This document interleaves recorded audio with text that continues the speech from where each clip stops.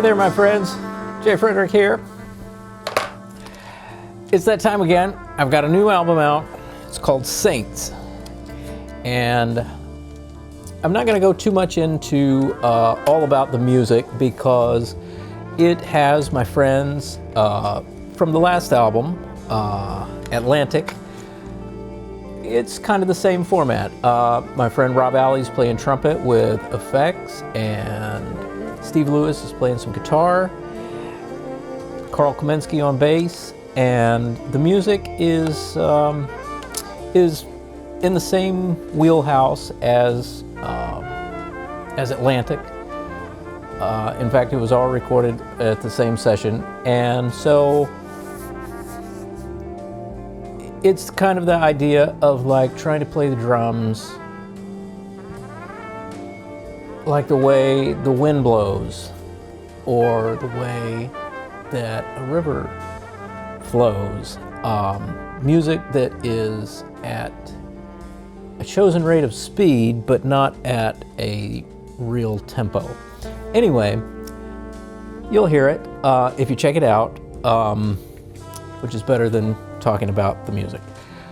But what I do want to talk about is the concept behind the music. This one is called Saints, and it's something that I have kind of been researching lately, and am sort of fascinated with this whole idea of, I think when a lot of people think about the term saints, they think of like maybe they think of like the Christian canon of like the saints with, St. Patrick and all those saints, St. Jude, St. Rita, whichever else ones there are. I just want to say, just to clarify a little bit of my position on the whole thing with all of that, is that I don't really believe in any of that. If you had to pin me down to say, like, what are you, so far as your spiritual ideas exactly, it would probably have to be agnostic, which is not to just say, like, it's all unknowable. It's a stronger position than that. To be an agnostic is to say that those things aren't really knowable. It's not to just throw up your hands and be like, I don't know about all that. It's to say those things aren't knowable. And I would like to think about the great Buddhist teacher and Ajahn, Buddhist monk, Ajahn Jayazaro. He said something one time that I thought was really great. He said, when so many people start to talk about like religious ideas and spirituality, religion, and the metaphysics underpinning that, it always seems to come way up here of this kind of talking of like, I believe this, and this is this, and it says this here, and this and that. And he said, I like to just bring it way back down to the fundamentals of like, the facts are that nobody really knows any of that. Nobody knows. Nobody knows any of that. It doesn't matter what kind of garments they wear, or how long they grow their beard, or their hair, or shave their head, or how much incense you shake around, or what schools you've been to, or anything else. Nobody really knows. And that's sort of the position of true agnosticism, is that it's not knowable. It's not something you can figure out. Having said that, I don't believe in those things, but there are very strange things that happen in the world, and I do believe that the world, the universe, and ultimate reality is more than what we know. I definitely believe that is true. So I think it's fun to think about saints, and the interesting thing about this concept of saints is that it does appear in some form in basically all of the religions. And I would just like to go through a few here. I'll be looking at my notes. Now, I might mispronounce a whole lot of things, because this is something I do. But you get the idea, it doesn't matter.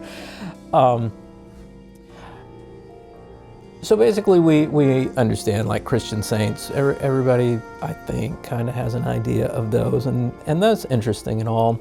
But what I find even more interesting is, like, for example, in Hinduism, the rishi, enlightened person mentioned in Vedic texts and composed hymns of the Vedas. A person who, after intense meditation, realizes the supreme truth and eternal knowledge. And in this form, they compose these into hymns, which I particularly like. In Taoism, the immortals, entities attaining supernatural, magical abilities later in life and with a connection to realms inaccessible to mortals. And I do believe there are realms like this. I wouldn't go use the term mortals, but that there are other dimensions, perhaps. And, you know, theoretical physics goes in this direction, can. So it's not that that far out. It is interesting. And Zenren of the Taoist, spiritual master, one who has mastered the realization of the Tao. Formerly humans who ascended through ascetic, scholarly pursuits and warrior arts. This ascetic practice, this is something that definitely occurs throughout all of these religions. You know, this turning away from the material world and limiting your experience of the material world and your desire to gain material things, and to turn away from that in a very strong way. It is interesting. And Islam, Wali, maybe how you pronounce it, I'm sorry if it's wrong. Muslim saints, marked by special divine favor and holiness and endowed with exceptional gifts. Ascetics who renounce their worldly possessions. The fakir? Renounce worldly possessions, adornments of temporal worldly life, and are kept in perspective. Keeping these things in perspective. Zadok, justice or righteousness, the root word there. The mystical Zadok, internalizing mystical experience and channeling the divine flow of blessing to the world. That's beautiful. Really beautiful. A key trait, for example, producing rain. And let's look at some of these kind of ideas here. Rainmaker, celestial hierarchies, having visions, as we said, ascetic practices, supernatural sensory phenomenon, clairvoyance. This one, unexplained pleasant smells, emanating supernatural lights. That's a good one. In Buddhism, the Arahant, definitely one who has gained insight into the nature of existence, achieved enlightenment, and has been liberated from the endless cycle of rebirth. Bodhisattvas in the Mahayana tradition of Buddhism, spiritually heroic persons that work to attain awakening and driven by great compassion. Spiritually advanced bodhisattvas are believed to possess great magical powers which they employ to help all living beings. Here's one that I wasn't so familiar with in the Shinto religion. Shinto religion, the kami. I wasn't too familiar with this, but Kami, manifestations of interconnecting energy of the universe. Love that, that's great. Any being possessing awe-inspiring, eminent qualities out of the ordinary, believed to have influence over the forces of nature and human affairs, ancestors, or those who once lived and are revered for a distinctive quality or virtue.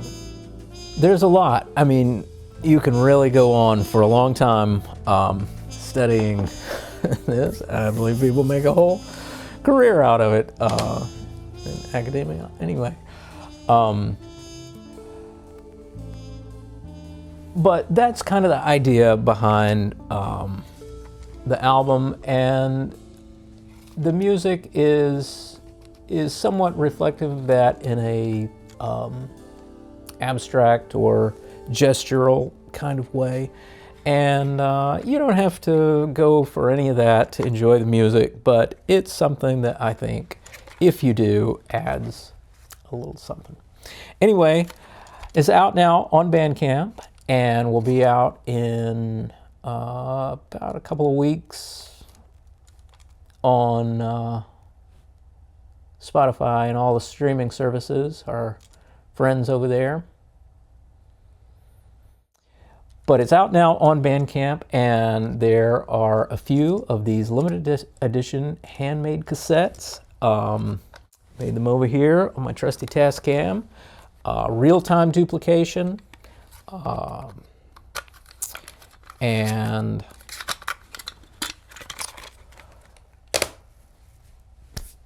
pick those up if you are so inclined. There's also, of course, the digital download. If you buy the cassette, you get the digital download. If you found this content useful, consider joining me over my Patreon. I've got a few new things there with some sample packs, and there's more to come on that. But most importantly, hit the like button.